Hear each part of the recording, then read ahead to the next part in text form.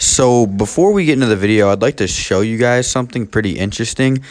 Take a look at this. Yeah, Raheem said that. So if you're going to the game, be loud. We need you guys to show up and prove everyone wrong today. He must have never played in the Superdome. Sad for him. He's in for a rude awakening. What's up, everyone? So I think we're actually on track to have a video every day this entire week. That's pretty cool. I think that might be a new accomplishment for me. I know we posted on Monday, Tuesday, and Wednesday so far. This will be out on Thursday. We'll have a video out on Friday. Life's good. We've been posting a lot, and I'm glad you guys have been watching. The videos have been doing phenomenal lately, and once again, I would just like to thank you guys. It means a ton to me, seriously. It gives me motivation and drive to keep going, and yeah, I can't thank you enough for the support y'all have been showing lately. It's absolutely insane. So today we're going to be doing the Saints versus 49ers key matchups to watch.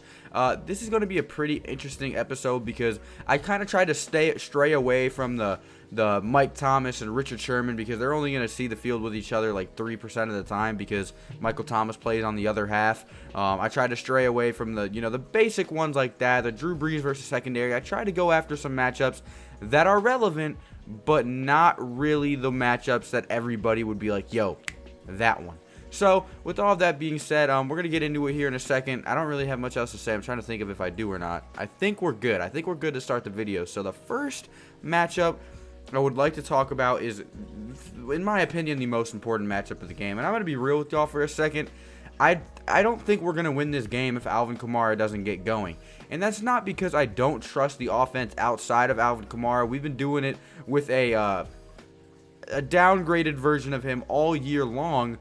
But the 49ers defense is something that we got to wear out. And if we can't wear it out with our running backs, it's not going to get worn out.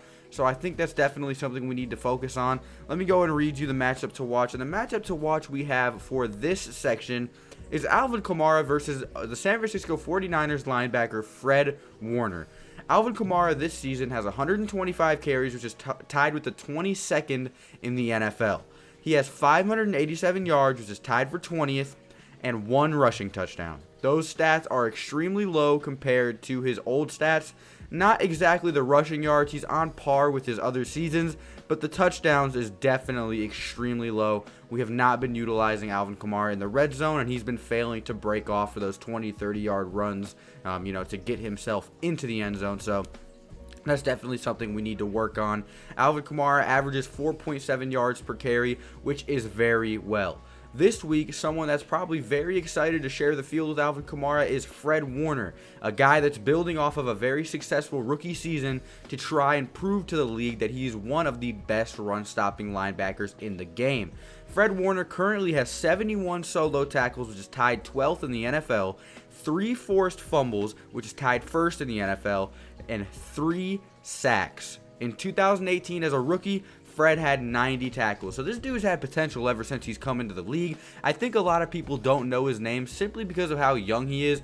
And that San Francisco 49ers defense is star-studded, so it's easy to miss out on some people like Fred Warner. I think if Alvin Kamara can just utilize his shiftiness, his balance, his tackle-breaking ability, he can get through the second level and move up and move up and move up. We need to give Alvin Kamara 20 rush attempts minimum this game if we want to win. We have to bruise up that San Francisco 49ers defense, and I'm sure Sean Payton definitely knows that. Alvin Kamara, like I said, has not been himself lately. Ever since he came back from his injury in Week 10 against the Atlanta Falcons, he hasn't looked normal. In the last 3 games Alvin Kamara has played, he's only averaged a mere 53.5 rushing yards per game. His role in the passing game, however, has been actually pretty good. He's averaging 42 receiving yards per game, which as a running back is actually very impressive. So we just need to get Alvin Kamara more involved. I think he's the X factor to this game. I think that we don't win if Alvin Kamara doesn't have at least a 100-yard game. Correct me if I'm wrong, but that's just how I feel about it. Like I said, yeah, Kamara will be an X factor in this game against the 22nd overall ranked rush defense in the National Football League in the San Francisco 49ers, who allow 116.7 rushing yards per game. Alvin Kamara, we need you. We got to get you going. He's been sending out happy vibes on Twitter. I don't know if it's like a depression matter, but whatever it is, I hope you get better. I hope whatever you're feeling goes away, and I hope you get out there and kick some butt like you usually do. Look for Alvin Kamara to have a big day against Fred Warner this week. The next matchup I would like to talk about is Marshawn Lattimore versus Manuel Sanders. He-Man, yes. Manuel Sanders. He's actually a very good wide receiver, a veteran with a lot of knowledge and a lot of technique he could potentially use against a young corner like Marshawn Lattimore. But let me go ahead and tell you why I'm actually very confident in this matchup. Now, we all know how Marshawn Lattimore was considered to be a lockdown corner last year, but this year he's not necessarily getting the buzz he did in years past. Well, that's probably a good thing. Marshawn Lattimore's name isn't being mentioned, and that's likely helping him. Marshawn Lattimore has been he's bloomed. He's past all of his previous problems. He no longer looks at any matchup like they're not going to throw him the ball. They're not going to test me. No, he plays like it's the last down of his life every single play, and that's something that's really elevated his game to something completely different. And I'm going to tell you the stats compared to last year for Marshawn Lattimore, some interesting ones, so you can kind of get a grip on what the actual improvement from him has been. Sean is only allowing 6.2 yards per target this year. Last year, he allowed a whopping 10.5 yards per target. But that's a first down. That's a first down per target. Good job by Marshawn Lattimore cleaning that up. 6.2 yards per target. That's a very good statistic to have. So far, Marshawn Lattimore has only allowed 421 yards through 10 games. Last year, through 16 games, Marshawn Lattimore allowed 1,114 yards through 16 games. Now, you may say, well, he did play 6 more games. If you take 421, multiply it by 2, you get 842, and that's 20 games. He is playing way better this year. It's definitely something that's made my heart happy, seeing Marshawn Lattimore being a lockdown corner. He's only allowed 2 touchdowns this year compared to last year's 5. He has a pick on the year. Marshawn Lattimore has impressed me a ton. I'm literally so happy to see the growth from him. It's genuinely fantastic. Great job to Marshawn Lattimore. But he does have a pretty tough matchup in Emmanuel Sanders this week. Emmanuel Sanders has 51 receptions, 617 yards, 47.5 yards per game, and 4 touchdowns on the season.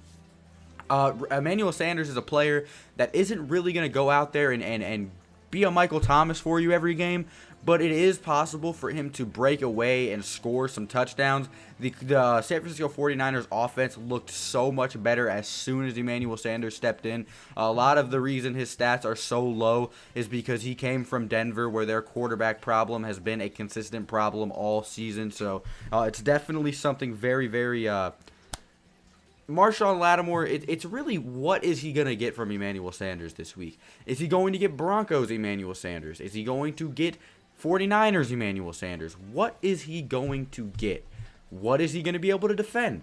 I think not Alvin Kamara, apologies. I think Marshawn Lattimore is going to have a very good game against Emmanuel Sanders. I feel like Marshawn Lattimore is going to completely wipe him off the map.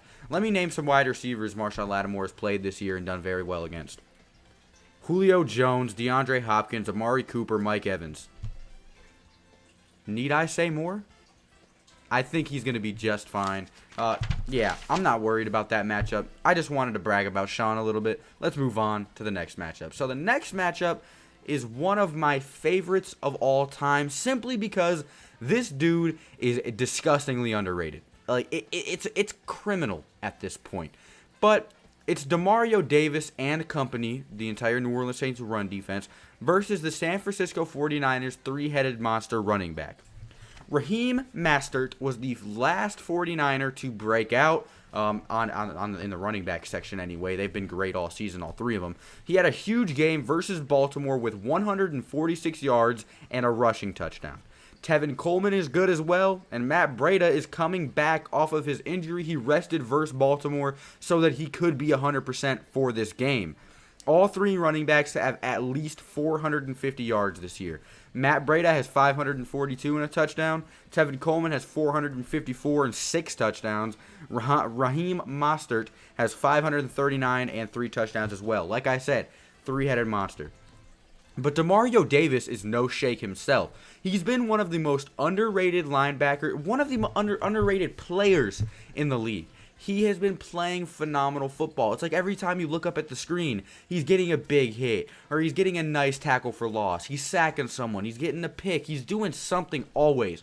Demario Davis, I'm going to say it, is one of the greatest free agent signings in New Orleans Saints history. He is amazing. And you can say that I'm over-exaggerating. 2 seasons back-to-back where he's played absolutely phenomenal football. He has no signs of slowing down. This dude is a leader. He's a fantastic player, and he's someone that you definitely want out there coaching your linebackers. Now, the problem with this is that Kiko Alonso and A.J. Klein did not practice on, what is it today? Thursday or Wednesday. They didn't practice on Wednesday, so that's definitely something to look at as far as stopping the run goes. We did sign Manti Te'o, a former New Orleans Saint who was actually pretty good at playing run defense, so expect something, a little bit fishy in the linebacking department, but I think Demario Davis holds it down. Demario has 78 solo tackles, tied 5th in the league, 11 assisted tackles, 2 sacks, and a pick. The New Orleans Saints have the number 3 rush defense in the NFL, not allowing a single 100-yard rusher in 38 games straight, including the playoffs. So, the Saints and 49ers, it's a very interesting matchup because some things match up and some things don't. I think the Saints have all of the weapons to neutralize the 49ers. Our offensive line can stop their defensive line. Our defensive line can get through their offensive line. Our corners can lock down their receivers, and our run defense can lock down their run game. But we'll have to see how that translates into real life. Of course, it looks good on paper, but nothing is solidified until the game is over. So, let me know what you guys think down below. What is your favorite matchup in this game? Be sure to stick around because I will be dropping a preview and predictions video tomorrow at the time you're seeing this. So thank you guys so much for watching, boys. Appreciate all of the support. It means a ton to me. And I'll see you guys in the next one. Adios.